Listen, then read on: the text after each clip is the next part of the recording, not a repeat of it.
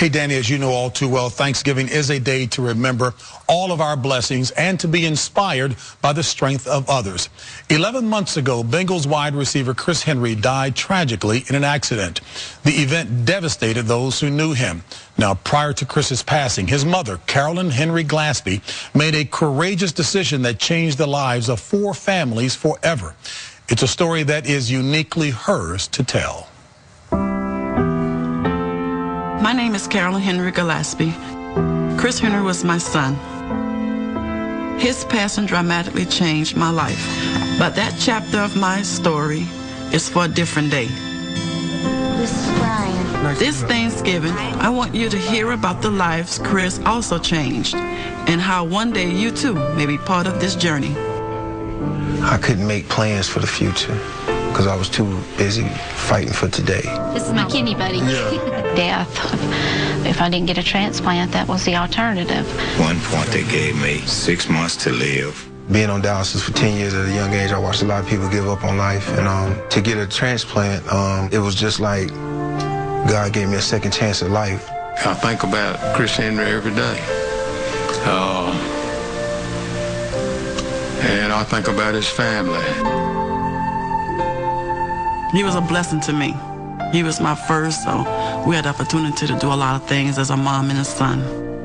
When Chris was born, my mom had this vision that he was going to be somebody. She made this little football cushion and she put it in his hand and she told me, she said, he's going to do something. He promised that he would do everything he could to make sure mom is taken care of. And I was like, well, you know, you got to do you first. I knew he was good, but the day that he came home and he said that he had a scholarship, it was unbelievable. I was like, whoa, he made good on every promise he had for me. He was just gonna shine.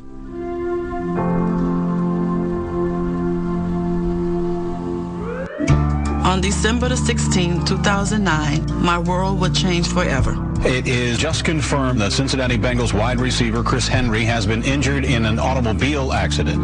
When he came in, we quickly realized that there really wasn't anything that we were going to be able to do for him, and I knew that fairly early on. My job at that point in time is to go up and intervene and see if I can assist the family. I thought I was just going in, you know, see maybe injuries. And didn't never imagine in a million years that I was going to see my son for the last time. Everybody was devastated, but it was very clear, very early, who was going to get them through this process. When I put my head on his chest and I felt his heart beat, and there was no response than that, then I knew it was no more. But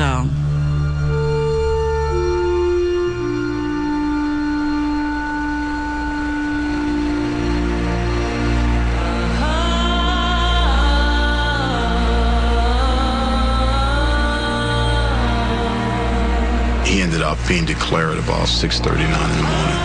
I got the phone call that said, we have an organ for you, to come down to CMC. I was very emotional when I got the phone call to come. All of a sudden, they said, transplants getting ready to happen. Chris wasn't a donor.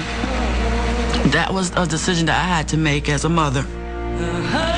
And it was a hard decision, but it was a decision that I would do again if I have to.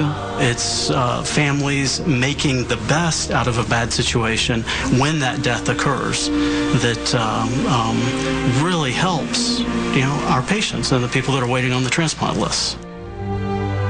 My name is Donna Wyatt Arnold, and I received the gift of a pancreas and a kidney. My name is James Benton, and I received the gift of a liver. My name is Thomas Elliott, and I received 2 lungs. My name is Brian Polk, and I received the gift of a kidney. I thought about the people who was going to get it. How would they react? I couldn't believe that this fight was finally coming to an end. It's such a gift that we were given, And like I say, we just thank the family for what they did for all of us. She will never know how grateful and how thankful we are. It was just like a blessing and a Christmas gift, a life gift. It meant everything to me. It's such an emotional thing because you're on such a high knowing that you're getting a second chance for life, and hopefully they can find peace with the gift that they've given these other families. For him to live on, I mean, he brought me a new family. I don't know him, but it's a new family. I can't wait to meet her, to be able to thank her, and I just want to know that I'm so thankful for what she did for me. She'll be able to see the fruit that was bare from the gift that she gave, and to be able to see those individuals standing there. How you doing? I'm okay. Good to see you. Looking well. Knowing that they wouldn't be here today unless had she said no to organ donation, and it makes it all worthwhile. Good. I mean, it's been going through my mind, you know, ever since I had the transplant. What would I say to this person, you know? I just want to express my feelings of, gratitude and how much I appreciate it, how much it is making a difference in my life. It's going to come straight from my heart. I just really want to meet her real bad, just to say thanks,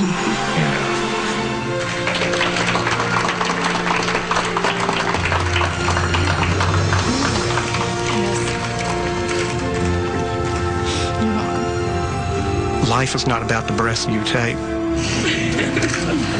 but the moments that take your breath away. This is one of those moments.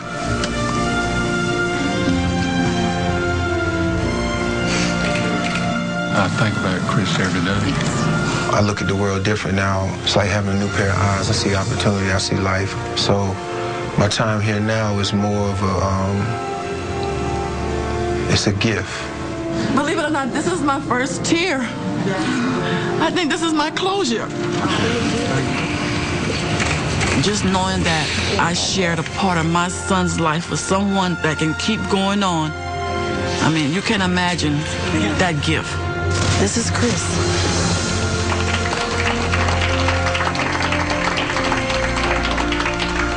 People of faith believe that people journey into one's life for a reason. Of course, my family will never be the same, but it will also never be bigger. And for that, on this and every other day, I will truly, truly be forever thankful. Wow.